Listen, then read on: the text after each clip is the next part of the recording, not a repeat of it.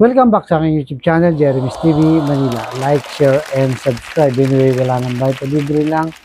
Tulong mo na lang din sa kapwa mo. Alright, thank you very much po. So, ang topic natin po today's reflection o ang mabuting balita sa araw na ito.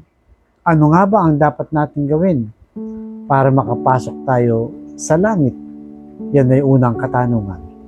Pangalawa, sino nga ba talaga ang ating kapitbahay o ang ating kapwa tao? Ano ba ang dapat natin gawin para sa kanila? So, ang kautusan po ng ating Diyos, no?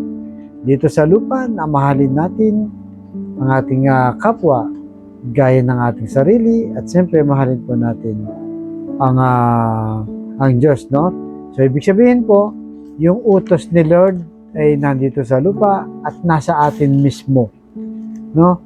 Manggagaling sa ating bibig, manggagaling sa ating puso, di ba? Kumbaga, yung law of love, no? Kung paiiralin po natin yung pag-ibig, ay maging makabuluhan po at malamang ay makamit po natin. Na kung saan ay gusto po natin lahat yan. Sino ba naman ang magkakagusto, no? Na mapupunta sa impyerno? Natural, pag tinanong mo yung tao, natural, gusto lahat mapunta sa langit. Pero paano nga ba talaga makakapunta sa langit, di ba? Hindi lang ito memorize, no? Hindi lang basta alam natin may langit pupunta, hindi po, no? Kailangan po nating maisagawa o ma-implement ng maayos to sa ating buhay, no? Dahil po alam naman po natin, hindi naman po ganun yung kadali. May kailangan sakripisyo po ang ating gagawin. Kaya nga sa kwento, no?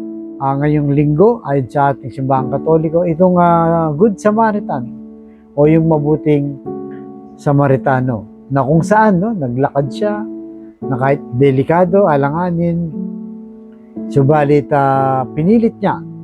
At ang nangyari nung panahon na yon, binugbog siya ng mga tulisan. So habang nakahandusay, no, sa kalasada, dumaan po, no, yung saserdote. So ano ba yung mga saserdote nung panahon na yon? Sa panahon natin ngayon, sila yung mga pare po, no? Hindi natin sinasabing masama ang pare, no? Yung ayon po dun sa kwento. Pangalawa, itong tinatawag nilang mga Levita. Sino ba yung mga Levita nung panahon na yon? Ito po yung mga nagsaserve sa ating mga simbahan. Sila po yun, no? So pagkatapos nga, no, dumaan yun, yung saserdote, nakita niya pero hindi niya pinansin. Sumunod, ganoon din po, no? Yung mga Levita, dumaan din. Hindi rin po pinansin. Pero itong isang taong naglalakad lang, dumaan din.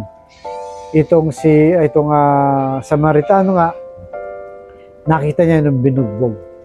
Binuhusan kaagad ng langis, inilamos at dinala pa, no, sa ospital. Pagkatapos ay binilin pa doon sa ospital na gamutin nyo to at ako nang bahala sa lahat ng bayad. Kumbaga talagang pinackage all na po, no, parang doon lang sa taong yon. At binayaran pa, no, yung mga doktor, yung mga nurse doon, yung tutuluyan yung hotel, bayad po lahat sa kanya. Kumbaga lumabas yung pagiging mabuting tao niya, yung puso niya, no, kumpara doon sa mga taong nagsisilbi sa simbahan na dapat sana sila yung unang tumulong o maawa doon sa tao. Subalit, yun na nga, hindi nila ginawa yun. Kaya, nung kinukwento ng ating Panginoong Yesus, sabi niya doon sa kausap niya, no? At ang sabi niya, at nagtanong si Yesus, sa palagay mo, sino kaya sa tatlo ang naging tunay na kapwa ng taong hinarang ng tulisan? So, dito kausap na po, no, ang ating Panginoon Jesus ng taong nagtatanong, no, paano nga maliligtas? Sabi niya, sino doon sa tatlo? Yung saserdote, yung Levita na nagsisilbi sa simbahan, o yung Samaritanong dumaan lang din? Sinagot nung kausap niya, ang sabi ng ating Panginoon Jesus, ang taong tumulong sa kanya, sabi nun, kausap niya, tugon ng dalubhasa sa kautusan. So, dalubhasa sa kautusan po kanyang kausap, Kaya't sinabi sa kanya ni Jesus, kung gayon, humayo ka at ganun din ang gawin mo. So ito po, no, hindi lang dun sa Samaritano, no, dahil hindi naman kailangan may mabugbog pa, no, para po tayo tumulong sa maraming pagkakataon po. May nangangailangan ng tulong, konting financial, tulungan po natin. May nangangailangan ng kagamitan, gustong manghiram, tulungan po natin. May nangangailangan ng lakas natin, ng oras natin, o kung ano man pwede mo maitulong sa inyong kapwa ay kailangan tulungan mo na. Umaksyon ka na. No? Dahil ang taong nahahabag, sila yung kinalulugdan ng Diyos. Na kung minsan po, no, yung mga taong nasa paligid natin, minsan mismong pamilya pa natin, pasaway sila sa atin. Maraming hindi ginagawa, no? Hindi maganda. Kung mapansin niyo po, no, sa nangyayari sa ating mundo, minsan may mga anak, no, na gumagawa ng hindi maganda, tapos mahuhuli, makukulong. Pero yung nanay at tatay, no, handa pa rin siyang mahalin. Kahit nasa kulungan niya, hatiran ng pagkain, naalalahanin pa, pagdarasal pa. Ganun po, no, ang sinasabi ng ating Panginoon. Kumbaga, no, pairalin po natin yung batas ng pag-ibig. Ano man po ang mangyari.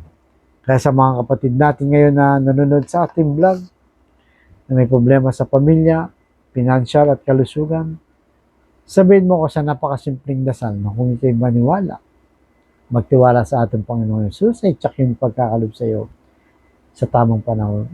So tayo manalangin, Lord, bless niyo po mga kapatid namin nanonood sa aking vlog na may problema sa kalusugan. Ipuhin niyo po ng iyong mapagpagaling na kamay, haplusin niyo po, tanggalin ng kanilang karamdaman.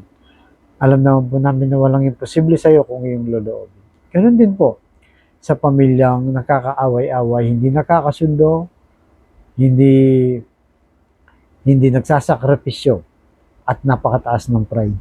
Ipuhin niyo po kanilang puso na maging mapagkumbaba, pairali ng batas ng pag-ibig, ano bang mangyari, at mahalin ang bawat miyembro ng pamilya. Ganoon din po sa financial loan na kailangan namin lahat. Lalo na po, yung mga kapatid namin talagang nagdarahop sa buhay na kailangan nila na ultimong pambili ng 1 kilo lang ng bigas, pinoproblema pa kung paano nila iraraos ang kabilang pamilya. I-bless na po ang aming hanap buhay para sa aming mga pamilya. At patawarin niyo po kami sa aming mga kainahan at kasalanan. Ang lahat ng itiniling namin sa matamis na pangalan natin, Panginoong Jesus. Amen and amen. To God all be the glory. Sa ngalan ng Ama, ng Anak, ng Diyos, Espiritu Santo. Amen. Thank you very much po. And God first.